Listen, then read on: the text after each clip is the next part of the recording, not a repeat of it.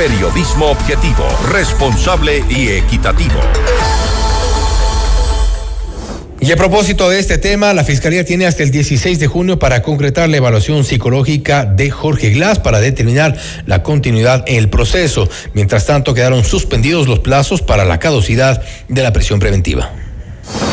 Esta es la entrevista de Fausto Yepes. Hoy con...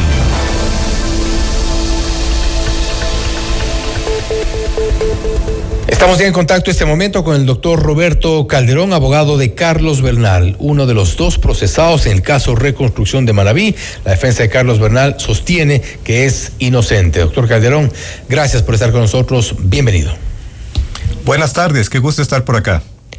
Doctor Calderón, usted ha insistido en la inocencia de Carlos Bernal, no obstante la Fiscalía se ha referido en varias ocasiones desde que inició este caso al uso de los fondos del Comité de Reconstrucción de Manabí de forma arbitraria, se ha dicho en algún momento también, y que se realizaron obras que no eran prioritarias. Se habla de más de $300 millones.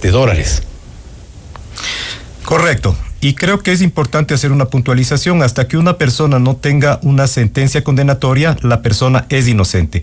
Así lo dice nuestro ordenamiento jurídico, así como los convenios internacionales suscritos por el Ecuador. Así es que ese estado solamente podría enervarse, es decir, cambiar a culpabilidad una vez que se determine en el caso de un delito de peculado que Carlos Bernal tenía acceso a fondos públicos, manejaba fondos públicos, manejaba contratos y que hizo un mal uso pues de estas atribuciones y de los fondos que estaban encomendados en relación a su cargo, y que por ello pues cometió un abuso de esos fondos públicos, que es el delito de peculado. Pero yo me pregunto, si no manejaba fondos públicos, si no tenía la Secretaría Técnica, Personería Jurídica, Dirección Financiera, cuenta bancaria, claves para transferencias, tampoco firmó ningún contrato, ¿cómo puede quien no tiene los fondos públicos a su cargo cometer delito de peculado? Si no decidía, si no cuestionaba, si no gestionaba recursos, si no tomaba decisiones respecto de las obras que tengan que hacerse para la reconstrucción de Manabí, ¿cuáles eran las funciones de Bernal? Las funciones de Carlos Bernal estaban definidas claramente en el decreto 1004 del 2017 en el artículo 7. Y si me permite, las voy a leer. Dice: la Secretaría Técnica del Comité de Reconstrucción y Reactivación Productiva tendrá las siguientes atribuciones: sistematizar la planificación de trabajo que realicen los responsables de cada eje de acción del comité. 2. Realizar el seguimiento del avance de los trabajos de cada eje de acción del comité y presentar informes trimestrales del avance de los trabajos de construcción, reconstrucción y reactivación productiva. Y 3. Coordinar interseccionalmente las necesidades logísticas, operativas, de financiamiento, técnicas que requieran los responsables de cada eje de trabajo para el cabal cumplimiento de los objetivos del comité. Esas eran las funciones que tenía. De acuerdo a la investigación de Fiscalía, Bernal habría tenido conocimiento, por ejemplo, de todas las resoluciones adoptadas dentro de este comité y también suscribió las actas. Por supuesto, y tener conocimiento de las resoluciones del comité, es decir, de decisiones que toman otros, no es delito de peculado, porque si fuera delito de peculado, la pregunta es ¿por qué no están procesados entonces los miembros del comité que tomaron dichas resoluciones? ¿Tuvo o no conocimiento Carlos Bernal de todas las resoluciones que se adoptaron dentro de este comité? Por supuesto que tuvo conocimiento, porque él suscribía las actas conjuntamente con el presidente del comité. Entonces, él tuvo el conocimiento de qué era lo que se decidía, y más allá de eso, él era quien realizaba las convocatorias para que los miembros del comité pues conozcan cuál es el orden del día de lo que se va a tratar. No requirió, es decir, ¿no requirió Bernal los fondos para la elaboración de los proyectos? No, porque el artículo 7 le impide, no le da la atribución de que él pueda requerir o gestionar fondos. Ahora, porque se hablaba también que él mantenía una comunicación directa con el Ministerio de Finanzas precisamente para lograr gestionar estos fondos, que eran parte de todo la reconstrucción de Manabí.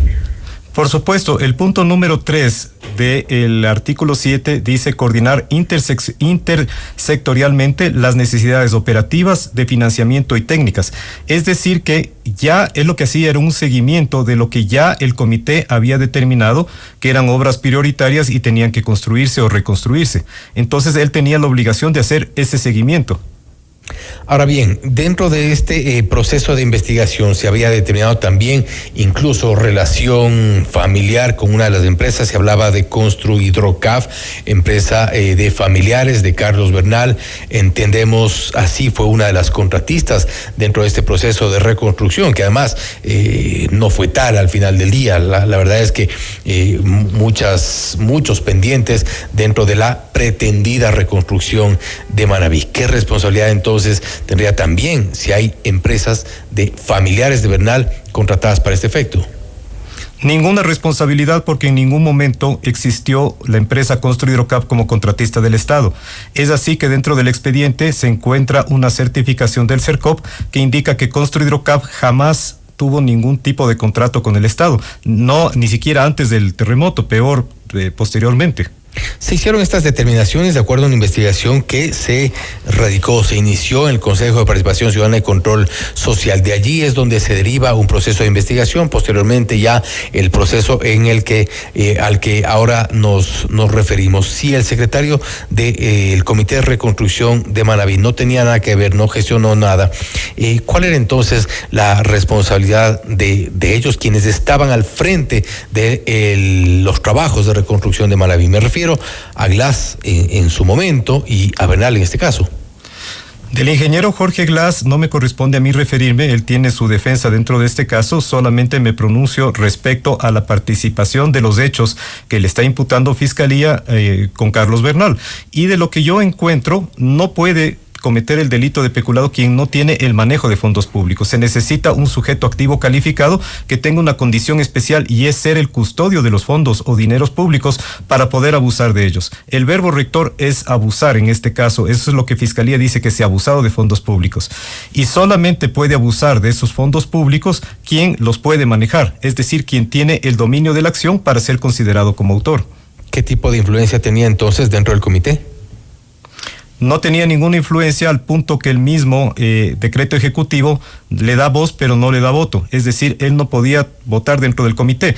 Quienes hacían el conocimiento del avance de las obras eran los miembros del comité. Entonces, la pregunta es si es que se trataba si es que el comité pues realizaba esta priorización de obras, entonces deberían estar procesados los miembros del comité, y usted ve que no está fuera de Jorge Glass los otros miembros del comité. Más allá de eso, creo que hay que considerar que si es que estas obras, a criterio de Fiscalía, que no tiene la preparación ni la experiencia para determinar qué es prioritario, qué no es prioritario luego de un terremoto, porque eso pues dejémosle a los multilaterales como la... Pero parte de eso sí lo determinó la Contraloría. ¿Perdón? Parte de eso sí lo determinó la Contraloría, si no la Fiscalía, de acuerdo a lo que ustedes mencionan, que no tiene la capacidad de determinar qué es o no prioritario. La Contraloría sí lo determinó si no me equivoco, son 8 exámenes que se realizaron. Y esos 8 exámenes los recoge dentro de una determinación que se le pasó el tiempo, los 180 días que determina la ley, y por lo tanto es de nulidad absoluta. Esa es la realidad. Además, tomemos en consideración que en el país no existen expertos, no existen peritos para determinar qué es prioritario o qué no es prioritario luego de un terremoto. Eso tiene la ONU, tiene la Corporación Andina de Fomento, el Banco Mundial, pero aquí en el Ecuador no existe la capacidad para que alguien pueda decir, a mí me parece que esto es prioritario o no es prioritario. Y si digamos que alguna obra había objeción de que no era prioritaria, en ningún momento ninguno de los miembros del comité o de los gobiernos autónomos descentralizados presentó ningún tipo de objeción o reparo. Bueno, en su momento no, pero por ejemplo también se mencionaba el Parque Las Vegas. No existía este Parque Las Vegas en 2016. Más adelante se realiza esta construcción. Es una de las obras que se ha dicho no era prioritaria. ¿Por qué no iniciar por hospitales, por obra pública, por infraestructura pública que sirve a la ciudadanía, y no un parque que eventualmente no era tampoco, en una situación de desastre como tal, una prioridad?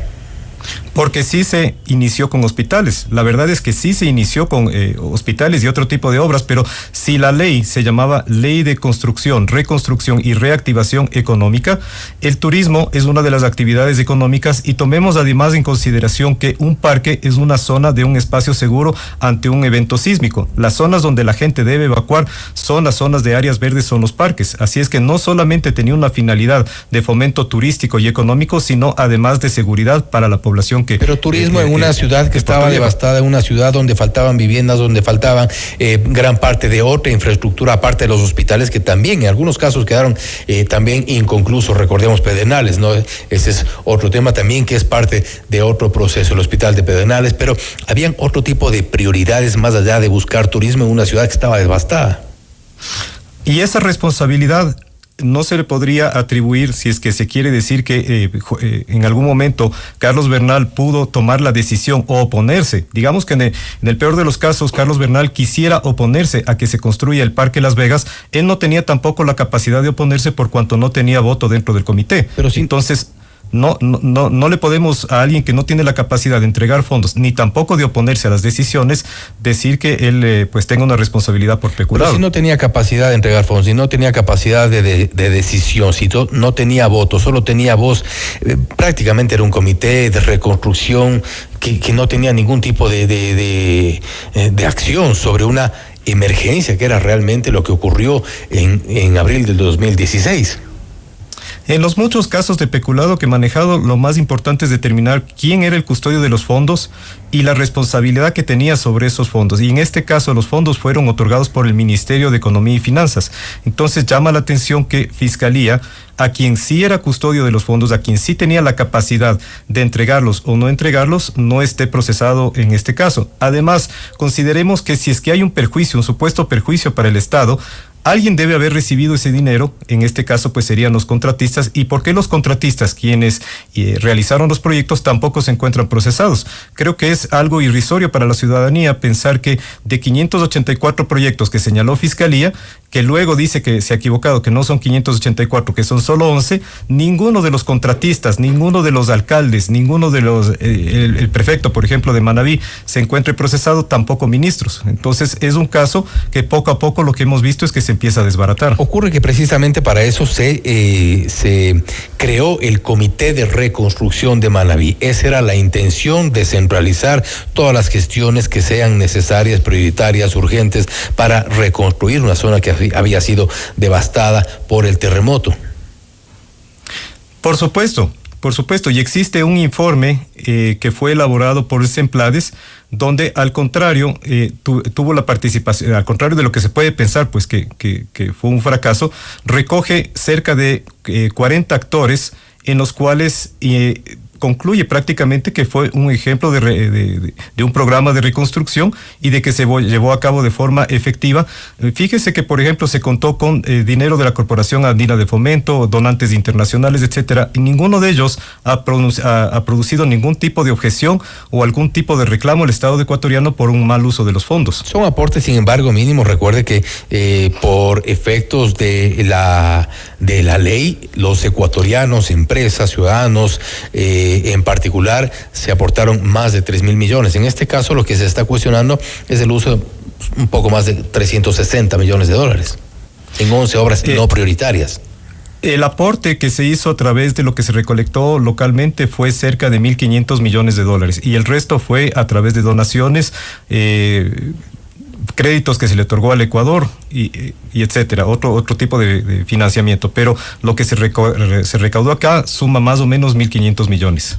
¿Cuál fue realmente la participación, la acción, la gestión de Bernal como secretario del Comité de Reconstrucción finalmente, más allá de las funciones de las que le hayan sido otorgadas, porque si es que no gestionó, no decidió qué se hace, qué se deja de hacer, si no hizo ningún tipo de estas acciones? También llama la atención el hecho de que haya sido un funcionario sin voz, sin voto, casi sin oficio. Esa es una excelente pregunta, y para referirnos a las atribuciones de Carlos Bernal debemos referirnos al Estatuto del Régimen Jurídico Administrativo de la Función Ejecutiva.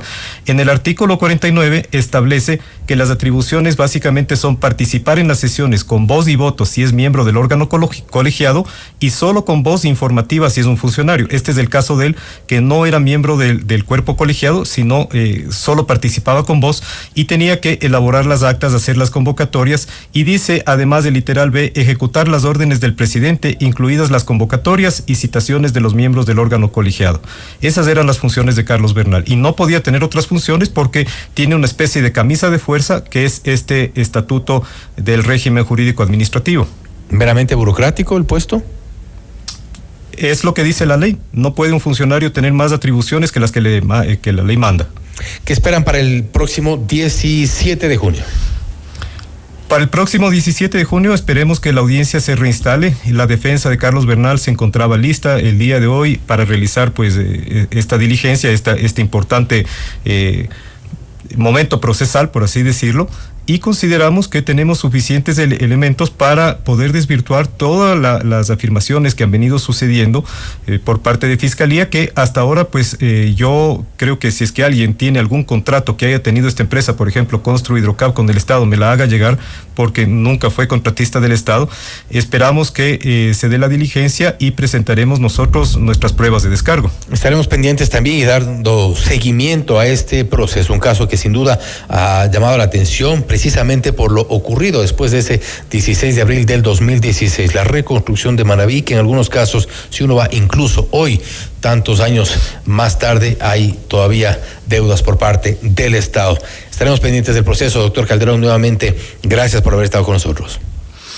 Muchas gracias, un abrazo a toda la audiencia, ha sido un gusto para mí estar aquí. Gracias nuevamente. El doctor Roberto Calderón, abogado de Carlos Bernal, uno de los dos procesados en el caso Reconstrucción de Manabí. El otro procesado es el ex vicepresidente Jorge Glass, de quien se espera una pericia psiquiátrica. Esto es Notimundo Estelar, siempre bien informados. Usted está escuchando